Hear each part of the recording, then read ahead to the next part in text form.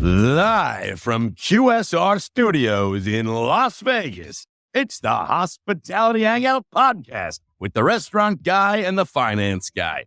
Jimmy, we've got a great show. Take it over. Schatzzy, you are pumped up. I got to tell you, I think you're taking this QSR. You didn't give me a coffee. I got to tell you, Jimmy, a little upset. You're like, oh, I've got coffees. I'm coming to the podcast. I got coffee. You didn't bring me a coffee. You're an iced tea guy. I am an iced tea guy. But did I bring you an iced tea? No. I'm an iced tea guy. They bring me an iced tea. I didn't bring the iced tea. All right. I want to welcome Starbucks has iced tea, Jimmy. Good to know. Starbucks, my apologies. All right. I want to welcome you more formally to the Hospitality Hangout, a hospitality-focused podcast where the founders at Branded Hospitality share their insights and bring technology and innovation leaders that are making things happen in the industry we love. My name is Jimmy Frischling, otherwise known as the finance guy. I'd like to introduce my partner, Mr. Michael Schatzberg, also known as the restaurant guy. And thank you for the kind introduction, Jimmy. And to all those listening, feel free to call me Schatzzy. Jimbo, we got a crazy good show today. Crazy good show. Live from Las Vegas. Super excited, right? And I got to tell you, Jimmy, I was thinking last night, I was out late last night. But you know what I was thinking about? That's a question, Jimmy. I think you were thinking about the engine of the kitchen. What is the engine of the restaurant? The engine. Yes, I'm thinking, I'm there. I'm out having drinks. And I'm thinking, what makes a restaurant really tick, The point of sale? Is it the point of sale? No, Jimmy. No. It's QSR Automation. You say, what's QSR Automation? I got to tell you, they had been pioneering restaurant technology, Jimmy, over 25 years. 1996, Jimmy. Do the math. You do the math, Jimmy. That's a long time, right? A long time, yes. And I got to tell you something. They have a signature platform. It's called ConnectSmart. Jimmy, I came up with that name back in 96. They called me. They say, Schatzzy, what's a great name to connect restaurants? I say, is it smart? They said, yes. I said, ConnectSmart. That's what we're going to call this thing. They don't pay me anything. They said they were going to give me something, nothing. Jimmy, our fact checkers are already going. 21 of the nation's top 25 casual dining chains use QSR automation. Jimmy, have you ever heard of a little company called Chili's? Yes, I have. Olive Garden? Yes. Where Jimmy loves the free bread. He loves the bread. They took the free bread away from Jimmy, for a little bit, and Jimmy went bananas. I think Jimmy single-handedly got that change. Yes, I got that. Buffalo Wild Wings, Raising Cane's, Zaxby's, just to name a couple. Meantime, these guys are integrated with over 80 point of sales. Jimmy, I can't name 80 point of sales, but they're integrated with 80 point of sales, 140 global resellers. Not sure what that means, but it's a big number. It's a big number, and we like that, so it's cool. I got to tell you something. ConnectSmart Kitchen, ConnectSmart Host, ConnectSmart Go, ConnectSmart Recipe Plus, ConnectSmart Insights, ConnectSmart Jimmy. Jimmy, it's just all ConnectSmart. It's QSR Automation. We love them. They're doing big, big things. Super excited to have them be part of this fantastic episode here. Jimmy, I got to tell you, take it away because we got more to talk about. We got a great guest. Yes, we do. And actually, I'm glad. I appreciate everything you just said because I think QSR Automations is one of the companies that the industry knows incredibly well, but they've always been somewhat behind the scenes, or at least, not a lot of guests know what they do. And that's the guests don't see that. That's the heart and soul, the secret sauce. So let's now, before Angela's bodyguard and producer and marketing executive shame us for convincing her to fly on into Vegas to do this with us, we are very excited for today's episode. Joining us today is our friend, is a second-time Hangout guest. She was so good on the first time that the nickname, get ready, the Kitchen Chick. The Kitchen Chick is back. Part two. The Kitchen Chick has returned to the podcast. Flew in for Vegas to perform and to be here with us. Miss Angela Leet, CEO of QSR Automations. This is going to be a fun episode. I am so excited to be here. I mean, I got to tell you, the crowd is loving it all. We are recording live in front of the studio audience. That is a true statement. It really is great. Jimmy, got to kick us off with a little. Yes, and by the way, I'm going to kick this thing off again. But before we don't get Angela to be chatting, I'm telling you, we're in trouble. All right. Everyone, listeners of the podcast know that before we jump in, we like to do Trivia Tuesdays. Our podcast is released on Tuesdays. Here's how we play the game. Okay. We're going to give you 2 truths and 1 not truth, also known as a lie, but 2 truths and 1 not truth. Okay. There's 3 facts. 2 are true. 1 is not. Stick around to the end of the episode. Shatsy will guess which of the two truths is. Are you going to read them, Jimmy? I'm going to read them, and which one was the lie. Here we go. Fact one: Angela was an industrial firewoman. Angela, industrial firewoman. A what? Okay, A what? industrial firewoman, professional, Industrial or industrial? industrial firewoman. I got to Okay. Google that. What the hell is that? Okay, professional firewoman, industrial firewoman. Well, Fact nobody two. knows what that is, so that can't be Okay, possible. fact two, or maybe no one knows what it is, but it has to be true. Okay, Mhm. fact two: Angela is a competitive stage cyclist. So that I got to tell you, I've seen Angela in pictures doing some cycling, so I can believe that. She looked very I'm not professional. sure we invite banter when I'm reading the three factoids. I'm not sure. What, I have to weigh in I on don't know which if we ones I invite think are fans. true and false. Okay, fact two was the competitive stage cyclist. Fact three: Angela was an anchor woman for her local TV station WLKY. Well, I got to be honest with you, Jimmy. I mean, the cycling, I've seen pictures of Angela in her cycling gear, and she had like sponsors like Red Bull and things like that all over her You gear. can buy shirts. Oh, is that? You could buy them. I mean, Oh, I thought she was actually sponsored by them. maybe they were made sure. All right, so remember, fact one: industrial firewoman. Fact two: competitive stage cyclist. Fact three: anchor woman. And stay classy, San Diego, at WLKY. All right, stick around to the end of the episode. Shatsy, now you can bring in our guest. Well, I am about to bring in our guest, Jimmy, but before I do, which have fun. Angela said something already. She said hello, I think. She said, we have more to discuss because there's more to Angela than just what you mentioned. Our guests aren't even going to believe Angela's here. No, but I'd like to get to know Angela a little better. So we took a deep dive. I did some research, right? And it was back in 1991. Angela, we're going back to 91, right? Good year. This is back 91. University of Louisville. Bachelor degree, civil and environmental engineering. No idea what that is, but it sounds very impressive.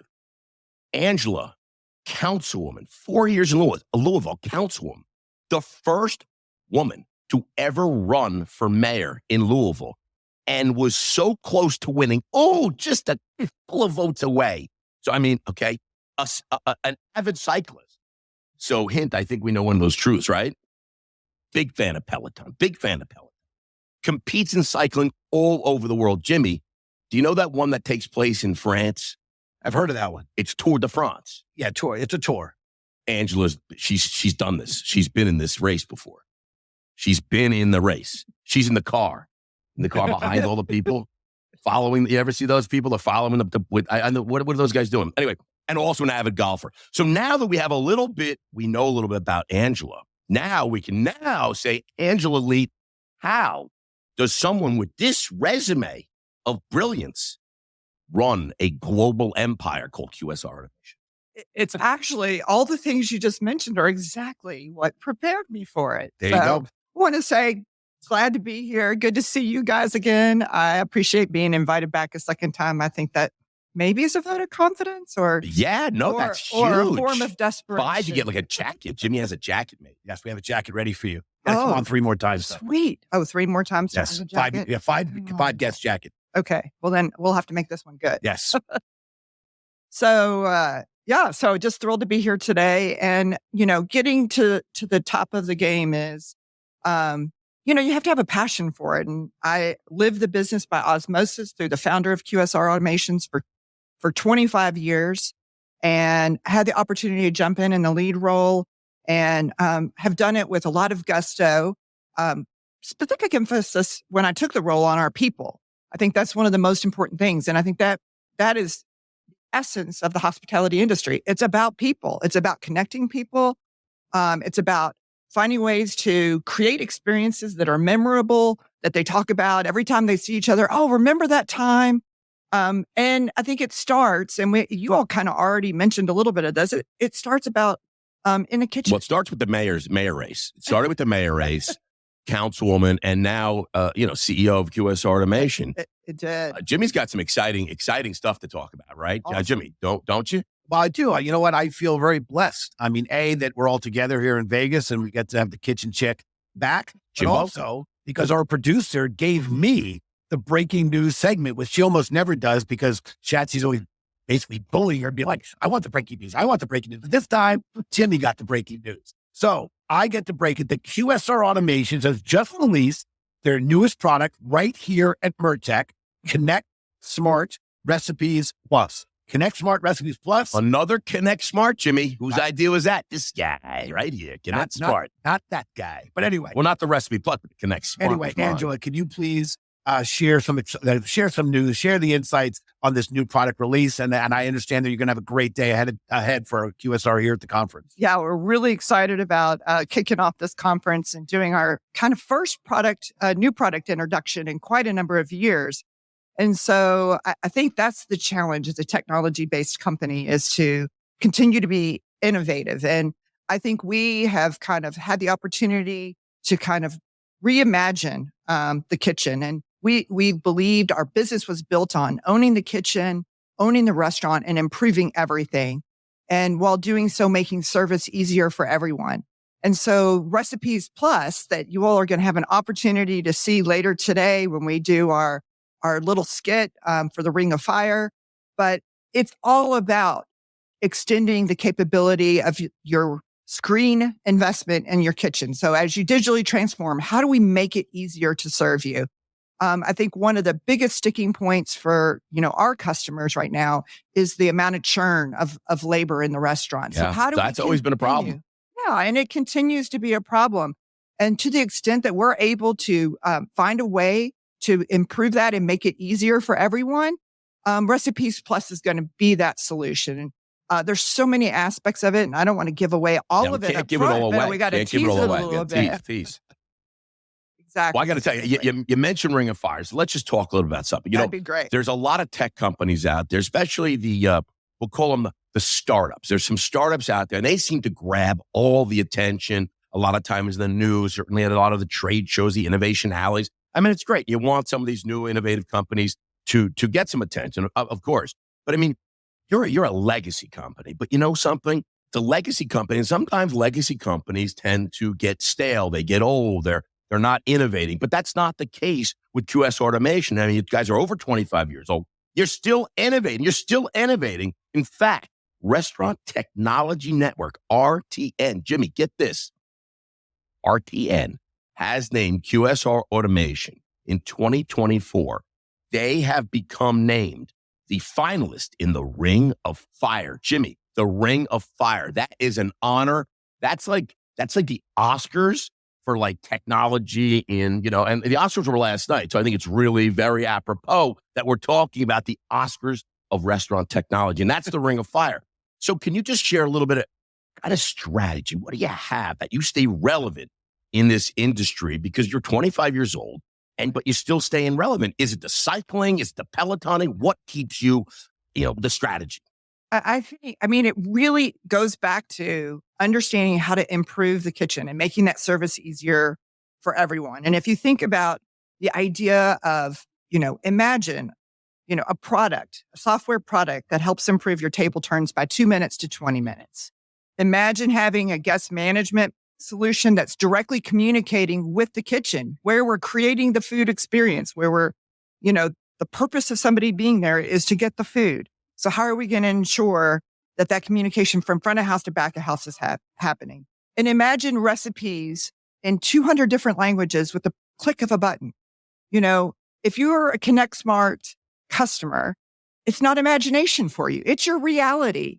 So I think that's, that alone, just knowing that about what you can provide to your customer, which then they can provide to their guest, that's what continues to drive that innovation and looking for those opportunities to ensure that experience and is the good. cycling too, and right? The cycling. Well, that's where because the cycling, you're probably thinking a lot.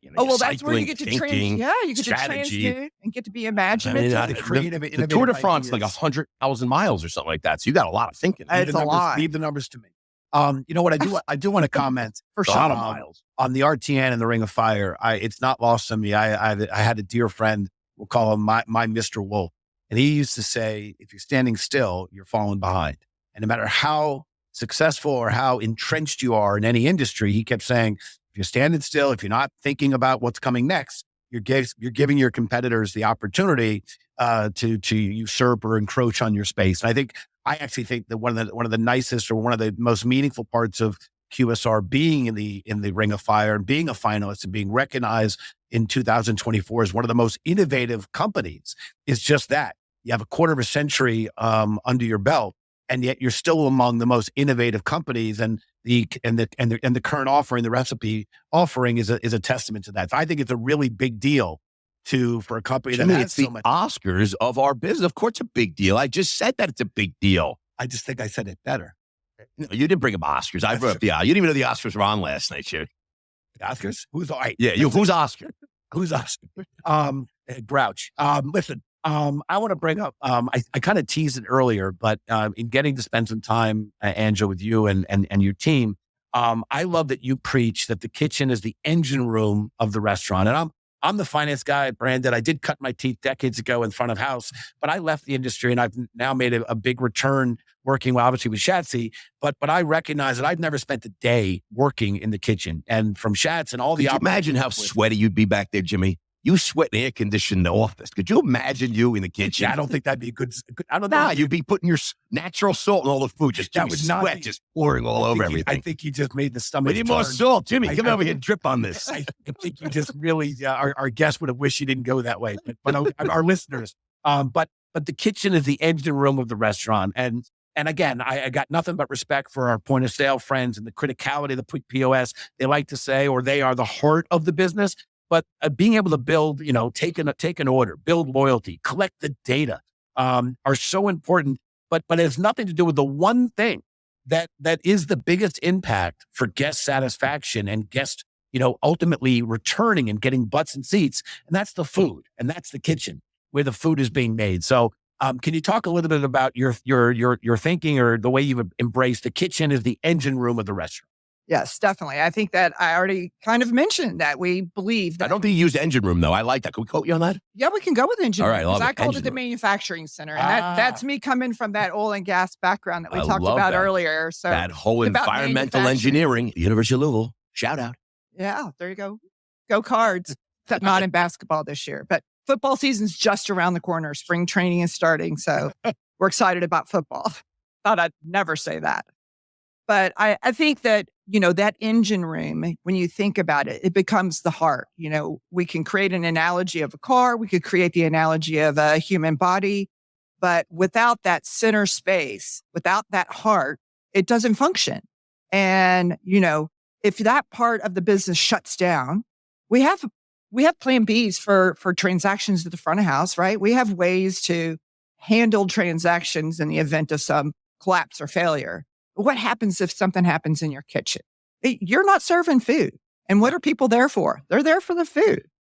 That's a good point. Yeah. And I think that is truly the essence of, how do we create opportunities to make that experience better? Not only for the guest who's in the restaurant eating or taking food away to bring back to their families, but also for the employees who are there, the chefs that are preparing it. How do we create a calmer environment so that it's not so stressful? Because, Jimmy, you said you may not have ever worked in that kitchen. Mm-hmm. I've worked in a kitchen. I know Schatzy's worked in the kitchen. Oh, man. They used to make me go to the fry station because I was the worst. So they'd be like, Schatz, you just make French fries, That's all you could do. but it's stressful because what you know what you want to deliver as the quality of the food going out the door. But if you're not in a calm situation because things are in chaos, that's where QSR steps in the door with their ConnectSmart Kitchen solution, is we create the calm kitchen. We have all the information in front of you. It doesn't go away. It's still there. You don't have to worry about a piece of paper falling into the grill or falling into the fryer and adding a little extra flavor to your dinner. We've got monitors. You can go back and see what you're missed or move forward and see what's coming. You get predictive information and data about how well you're performing. And so it provides that innate opportunity to continue to provide a good quality. Yeah, chaos in a kitchen is bad. You need to stay calm, cool, and collective in the kitchen, because things get really, like they say, Jimbo, it gets hot in the kitchen. I like it. QSR Automations, a calmer kitchen. I like that. That could be a shirt. That's my gift to you, calmer kitchen. Yeah, I like it. You know what? I got to tell you, when we say things, when we say things like food service or hospitality, people automatically associate those things with restaurants and hotels, right? When you say hospitality, I think it goes with hotels, and food service certainly with restaurants, and they do get thrown around interchangeably. And you guys really do have, like we talked about, you guys are the engine room in, I don't know how many restaurants. Like, is it 50,000, 60,000? How many restaurants you guys in? About 30,000. 30,000 restaurants. But from what I understand, once this new ConnectSmart thing that we're doing, the Ring of Fire thing that we're doing, this Oscar winning thing comes out. Yes. I from what I understand, there's like another 30,000 restaurants in the pipeline, and you can be extremely busy. So you're gonna have to get like more phone operators or something like that to handle all the extra inbounds. That's what I'm being told. Especially if you win. If you win the Oscar, the Ring of Fire thing. When we win. When we win. Listen, but I got to tell you, it's not just restaurants and hotels that you guys are not just quick serve. You're not just casual dining. Right. You guys are now in other verticals, because it's not just like we talk about food service and we have talked about anywhere food and beverages service is sold. Jimmy and I are always talking about airports and stadiums, right? This is a whole nother vertical. I mean, I'm in the airport yesterday with Jimmy. There's so many food offerings and beverage offerings, and people are in a hurry. So what better place? And stadiums, what better place than to have systems that can make things go faster? Tell us a little bit more about your presence in stadiums and airports, and what other areas are you guys going in and making things happen? Right. I think let's start with like the recognition of those operators of those stadiums and those venues to acknowledge the fact that, hey, we've made this investment. I mean, these new stadium and venues, they're costing hundreds of millions of dollars. I'd say, Angela, I'm not the numbers guy. Jimmy, billions of dollars. Only in New York City. Only in New York. Stadiums that go for billions of dollars. New York, it's 1.6 billion, but elsewhere, it's 600 million. Hundreds of millions, billions. It's a huge investment, right? And the reality is they want that consumer to be at that venue longer. How do we attract them to that venue? We offer them the things they're looking for, the food, the drink, the experience. How do we do that?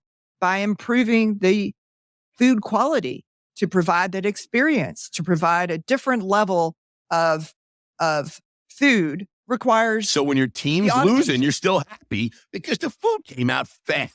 That's right. That's right. It's a very good idea. I like it. I didn't have Look, to as a Jet fan, I know a lot about that. So believe me, as a Jet fan, I know a lot about losing. So I got to tell you, I go to a Jet game, I'm losing, but I'm happy because the food was hot and fast, Right. It's a balance. I'm not, But think about the Jets won, how happy I'd be. Could you imagine? Sorry. I'm fast. I get the food fast, hot, fresh, and I'd win. And a cold beer. And a cold What interests me about, as you guys were just chatting about stadiums and arenas, so much tech recently, or certainly in the last several years, has been focused on the front of house and on the guest experience and engagement with the guests.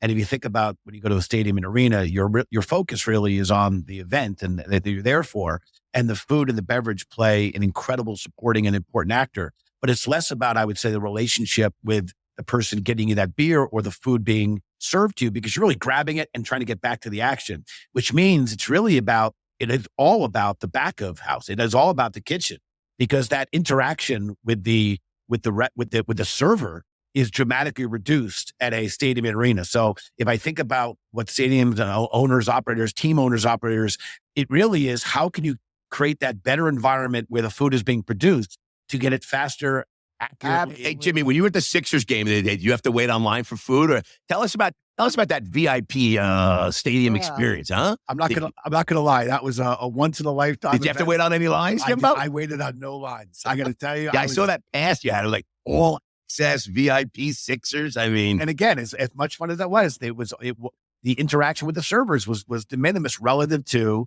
how prepared that kitchen was. So again, I think what we're talking about for the benefit of, it's not just restaurants, it's not just hotels and their food offerings, stadiums, it's arenas, it's colleges, universities, it is airport food courts, where ultimately the guest wants that. Cruise ships. Great. Yeah, great one. Think of that. I just saw that new cruise ship, the Icon of the Seas. It's the biggest cruise ship in the world, 7,000, like 800 people on this thing. And think about how much more sophisticated consumers have gotten, right? Yes. And so while they're, what their expectation is going into an environment is they don't want to be told when they're going to go have dinner. They want to be able to go in and have dinner when they're ready to have dinner, and they want to choose which. And if I want to have 2 dinners, I'll have 2 dinners. That's right. And cruise ships have had to adjust. Jimmy has 3 dinners sometimes. I've seen it. You're shaming me. You're shaming me. I've seen it. You're He has How do 3 you dinners. think of that? He has a dinner. He's had a dinner with Sylvie.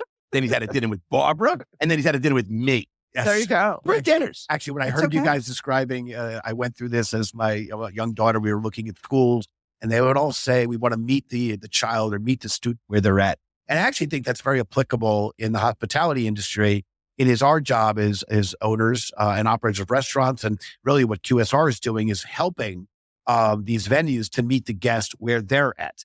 Not telling you you're going to eat from this time to this time, and here's the limitations. And again, I think having kitchens be more agile, be more flexible, be able to operate throughout different parts of the day. All of that comes back to the engine room. Schatz, I'm loving the engine room. Yeah. Jimmy, when I think engine room, I immediately think a submarine for some reason. I don't know why, but I just think feel QSR Submarine. Automations, but okay, you went with submarine. Okay. I'm thinking that speed of service. So I'm thinking, 0 to 60 in 3 All right, seconds. listen, flat. Angela, that's what you think. mean- I think submarine. Okay. Okay, Shame well. Schatz, me. I'm going to move Well, that's on. why I'm the innovator Yes, and yes. you're the restaurant guy. Yes. And I'm the kitchen chick. I'm going to you're give the Shatsy a restaurant guy. moment to think about his submarine as an environment I would never want to be in. And I'm going to continue with the kitchen chick here. So listen, one of my favorite questions that I get to ask our friends and our guests falls into the category of, when it comes to tech, do you build it or do you buy it? So when it comes to integrations, we find that some or buy it. build or buy, play or pass. When it comes to integrations, we find that some companies prefer to build out their own proprietary systems, and others would very much prefer to buy or partner with an existing tech stack. So which side of the fence? Maybe it's somewhere in between, but ultimately, where does QSR Automations lean when it comes to build versus buy? Well, I think it's definitely so if I look at our history suggests build. But I think the way in our QSR 2.0 model, where we are now, it's looking to build or buy. I think it is absolutely 100% as innovation continues to push forward, that there are going to be inventors out there who go out and find one feature or one problem that has to be solved. Well, that becomes a feature where QSR has to be in the position to be able to grab that and work with them, whether that's through an acquisition, so you buy it, or you partner with it. And then I think as an industry, we have to start talking differently about partnerships. We talk about partnerships, and that simply is, an integration. That is not what a partnership is going to be. Or I'll mention your moving name in a forward. conversation. It's not going to be what it is moving forward. Partners are going to have to find a way to touch base and truly be partners working together to create what feels like one tech solution for their customer. It's more than just putting a logo on a website and saying we're 100%. partners. That's absolutely correct. And it's got to be it's got to feel like a single solution. It's got to have a go-to-market that feels like one solution. That's what partnership of the future is going to look like. So, those are the partnerships we're seeking. So I think it'll depend. So to answer your question, it falls into a build or buy. It depends on the situation. It's just like we have to meet our customer where they're at. When they're ready to move forward and they're ready to pay for a bill at their table with a QR code, then, somebody's got to be in that position to be able to do that. When they want to be communicated from the kitchen to their phone to say, hey, your order is ready, we can do that. We have that capability in our kitchen. How do we continue to find those opportunities to meet the customer where they're at and move ahead? So sometimes that's building. I feel like you're running for mayor again. This is like a campaign speech. You know it. Yeah, it's like, honestly, that was, how did And you the only lose way the you're mayor gonna- race? I got to get, how did you lose the mayor race? I mean, you could have crushed it. I got to find out who you lost. Gosh, that's a It's a really big loaded question. I got to find out who you lost it. Still For big a question. There were too many That's a mail-in different voters. podcast. Too many mail-in ballots, I think. Was it voter fraud? It was definitely voter fraud in Louisville. Schatz, I'm glad you got the applause in there of what Angela just said, because I have to tell you, I thought that was... Well, it wasn't me, Jimmy. It's the audience. But the audience. I The thought that audience. They go was Hospitality Hangout podcast gold. Because actually, I also feel that too many people we come across quickly drop the partner word. And then I have to ask, is it a lowercase p partner or is it an uppercase p partner? Because to your point, Angela, I feel that gets thrown around to the point where it's casual and it kind of dilutes the meaning of a real partnership. And look, I mean, on our side, we believe best in suite will beat best in class. And to be clear, it's because the operators would really not want to have, they don't want 20 to 30 independent software vendors in their restaurant, because that is very taxing on their team and the training and the maintenance. And at the end of the day, they have to serve guests, and it's about how the guest is engaged and treated and the quality of the food and the experience. All of the tech can be supportive of that and can help enable that. But at the end of the day, having 30 tech vendors is going to be somewhat disjointed. And I think that's why we think best in suite will win. But to be clear, Brandon likes to invest in point solutions and features, with the belief that a lot of R&D, a lot of larger companies are now leaning into who is building that one feature, that single solution that could be the best in class, that then needs to be absorbed. That's the Oscar music cue, Yes, Jimmy. That means you're talking too long. Too much. Okay. I just want to say, you know what? I'll take the cue. My mic's getting taken from me. I'll move on. All right. We're going to shift. And actually, this might be one of the most interesting talking back sections we've ever had, because I do understand that the kitchen chick has come prepared. So while Shatsy the only way to shut Jimmy up is play music. So we started this podcast because clearly Shatsy likes to talk a lot. I just sit here and listen. I'm like a wallflower. But we learned along the way that sometimes our guest has a question or two for us. So we're going to let the kitchen chick jump in. I like to say nothing's off the table, and something that is I'm concerned that Angela took that seriously. So Angela, the microphone is yours, my friend. You've almost built it up too much now, because they're not that exciting. Okay. But it's just an indication of how much I love you guys. And I listen to you all. So who wants the first question? Because there's a different question for both of us. After basing the question. No. They are already developed. Oh, really? Individuals. Your question is first. different. Going to me first would be a lot shorter, I'll tell you that. Okay, Shatsy's My question. usually one word answer. Shatsy's question is, I think I have the impression that he loves wine, but I don't know which. He loves who? Wine. That you are a wine lover. Of course I'm a wine lover. And so as a wine lover, what is if you had to choose only one grape, and that was the only grape you could ever taste again? Oh, really? Which deserted island? Which grape? One deserted island. You can only have one grape. What grape would Well, if I'm on a deserted island, I got to be honest with you, I'm feeling hot. So I would say Sauvignon Blanc, because it's hot, Okay. If it wasn't, put you on the deserted island. I'd put you on the deserted island. What's your favorite grape? Oh, then I would have to go with just a Cabernet, Okay. You'd be happy with that for forever? Yeah. Okay. Yeah. That and pizza, which cheeseburger, and French fries. And I think, What territory would that Cabernet grape be grown in? I love the California stuff. It's so delicious. It's like grape juice. Right, Jimmy? I mean, that Napa Valley stuff, I just love that. Yeah, I know Angela has a different question for me, which is probably good, because I would so disagree across the board with you on that. But then again, I'm a libertarian. You have your wine, I'll have my wine. You have your cab from California. I'm going probably old world. I could go I could go with Italian. I could go with French. I could go with Spain. I could go with the Rioja from Spain. I like the Chiantis from Italy. I know people shun that grape, but I love the boldness of it. I think Angela asked you this question. I wanted to jump in and just disagree with it. But you might, hey, Shatsy, maybe you're going to jump in on his question. No, I respect that this is his question, and he doesn't respect my question. Wow. Yeah, you're going to pair an nice cab with a piece of pizza. Well, good. Well done. Good for you. Good for you, Shatsy. All right, here's on a deserted island. You might think they're not that great. Yeah. Honestly. But if you can get a burger or a slice of pizza on a desert island, he's already achieved something that I haven't figured out yet. I think the deserted island. So you know what? I'll tell you right now. I think it's at the. Neither of you were invited to my deserted island. Okay. The deserted island is the Atlantis. Just give me me. There's a buffet. Maybe that should be the follow-on question. Which 5 friends would you have on the deserted island? No, I'm not taking anybody. Everyone's making fun of me, and I'd rather be alone. Okay, maybe my dogs. I have 2 Labradoodles. You know what? They never make fun of me. They always come to the door when you come home. I come home. They come a running. And they act like you've been gone all day, even if it's only been for 30 seconds. I go outside. I literally go out. I have to get like a log for the fireplace. Get to go crazy. It's great. Right? I love that. Yes. I know. I guess my kids never do that. They haven't done that since they were like 5. All right, Ed, do you have a question for me? Okay, yes. Here's your question. All right, I'm excited. All right. So I have one of my goals in 2024 has been to figure out how to do more reading. So I've added it as part of my morning routine is to read for 10 minutes every morning. So I've kind of created a list of books that I'm going through in 2024. So if you had to choose a book, what is your favorite book that you have ever read? Let me step in there. Thank you, Angela, for that question. That's a brilliant question. I appreciate that.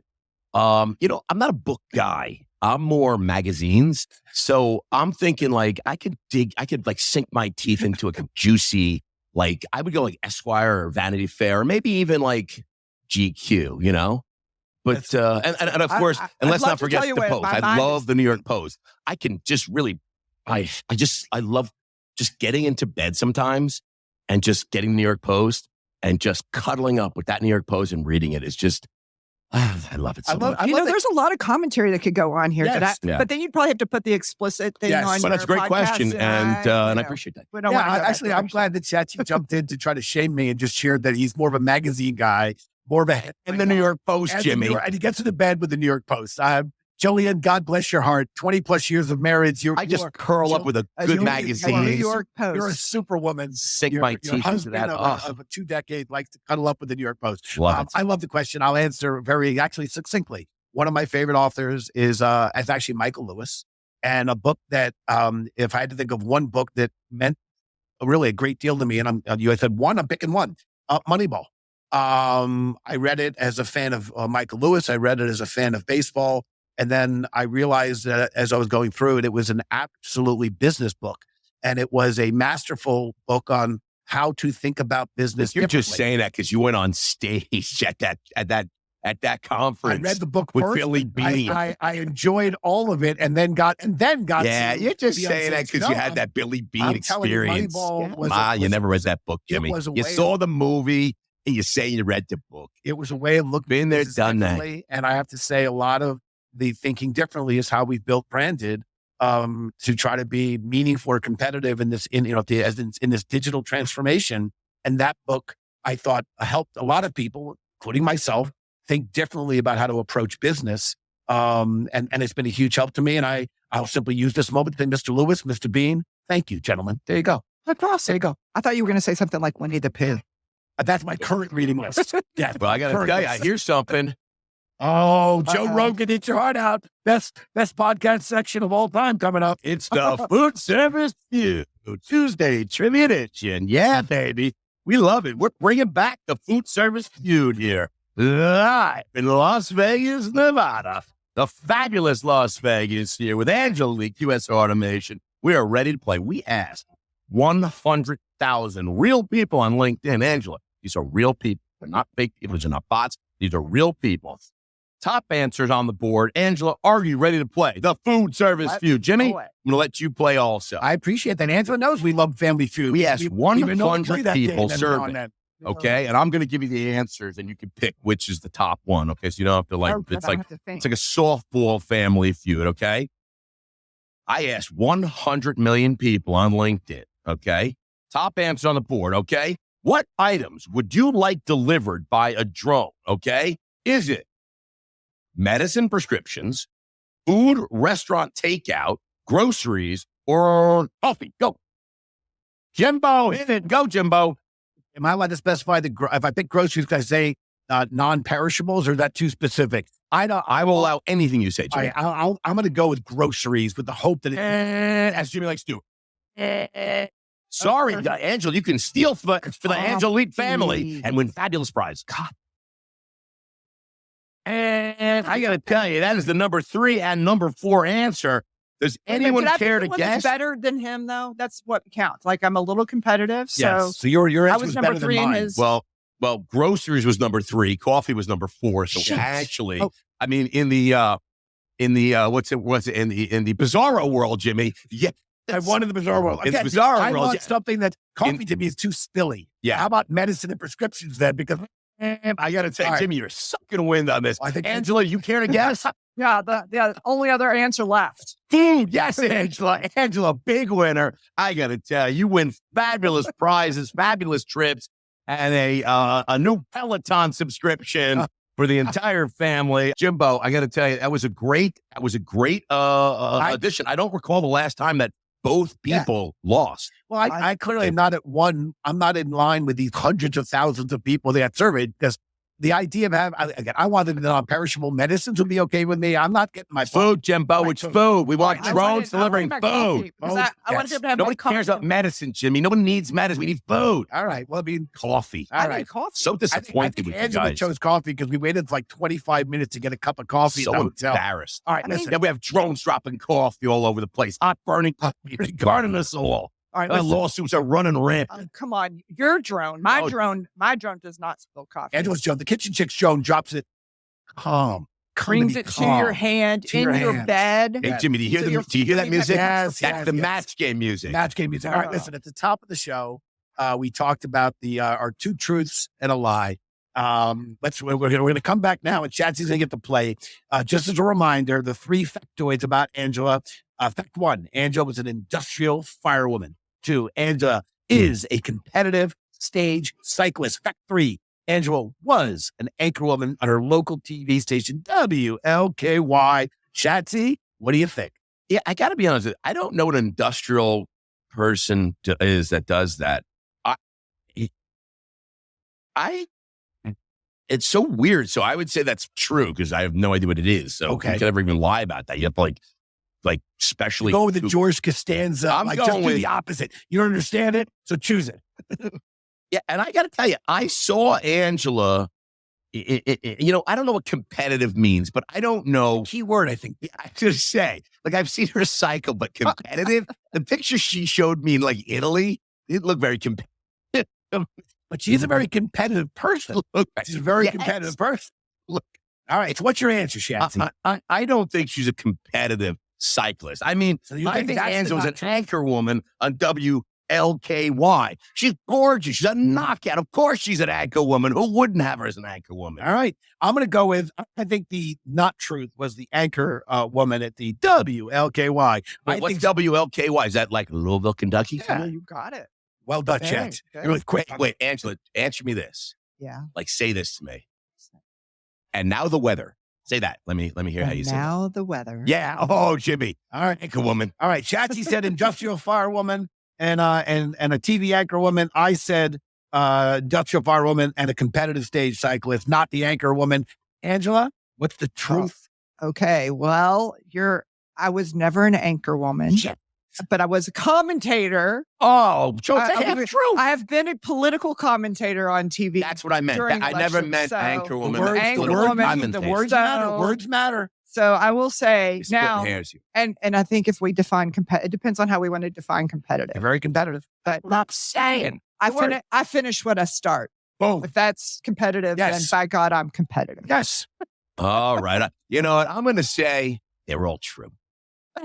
Okay. I'm just going to say they're all true. There you go. All right, Jimbo, listen, we got a great segment right now. You know what it is, right? Yes. It is one of the greatest segments of all segments on all podcasting history, right? Yes. We can't verify that, but we're going to go with it.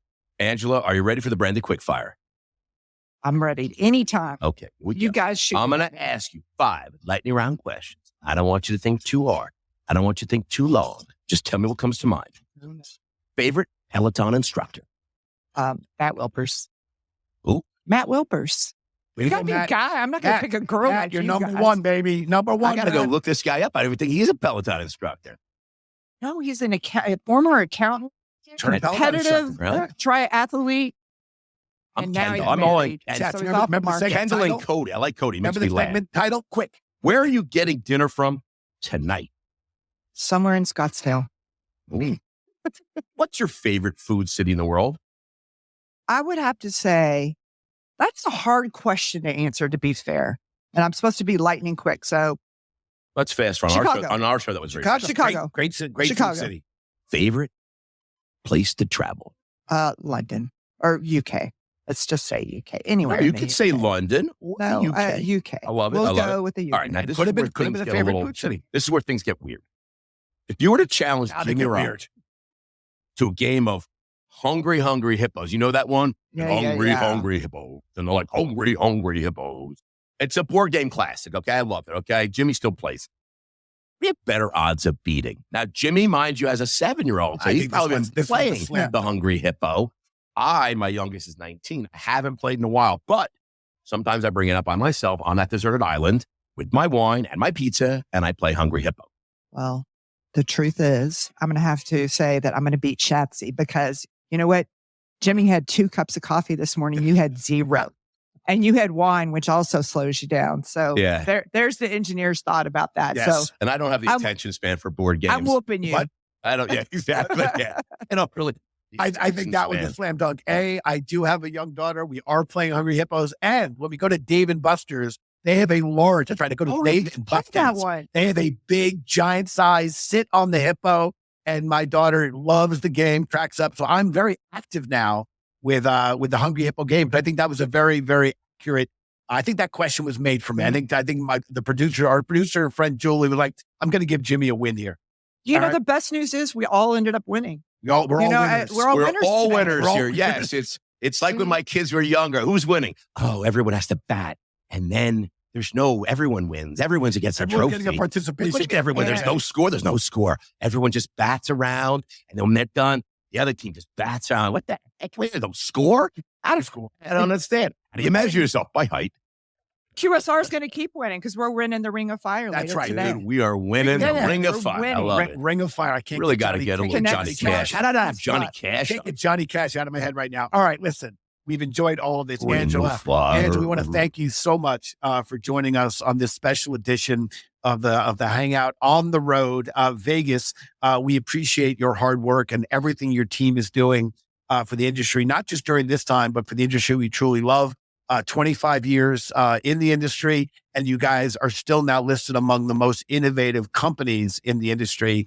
And I just think that is really, really cool. 30,000 restaurants depend on it, Jimbo. Depend on it. And that number is only to keep going up. If you want to get after that Ring of Fire Oscar, I'm telling you, it could be 60,000 in a week. 60,000 a week. If you want to get in touch with Angela directly, you should email the podcast. I have her cell phone right here. Yeah, that was a season 1 rookie mistake. We don't do that anymore. Angela's the kind of woman, the kind of leader that wants to interact with her customers directly.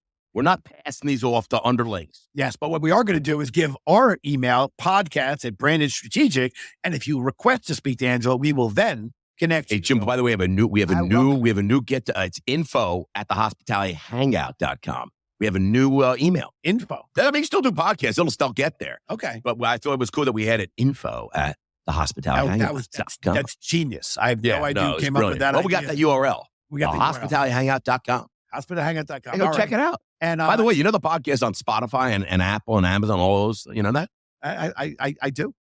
Have you ever listened? I guess you were telling Have you ever listened to the podcast? Telling our listeners. I don't think you've ever listened to the podcast. I had no comment on that. I had no comment. Listen, but finally to our listeners, we do want to thank you so much because I think we're approaching 200 episodes of the podcast, and they said it wouldn't last, and that I still don't. We know that it wouldn't be possible for us to keep going and to have guests like Angela, the kitchen chick, on our show without your support. So a sincere thank you. And if you like, we got the restaurant guy, we got the kitchen chick, and the finance guy in the same room. That's podcast gold. This is podcast gold. That's podcast gold. All right. So thank you to our listeners for continuing to support this. We want to continue to bring amazing guests like Angela and the companies that are making things happen in this industry we love. So on behalf of Jimmy Frischling, I guess behalf of myself, and the finance I love guy, that. On behalf of myself, Jimmy Frischling. I love that. Edit that. Anyway, no, we're not. We're going like Sinatra. Jimmy had 2 Trenta coffees. Yes. He had 2 Trentas. I'm signing You know off. what a Trenta is at Starbucks?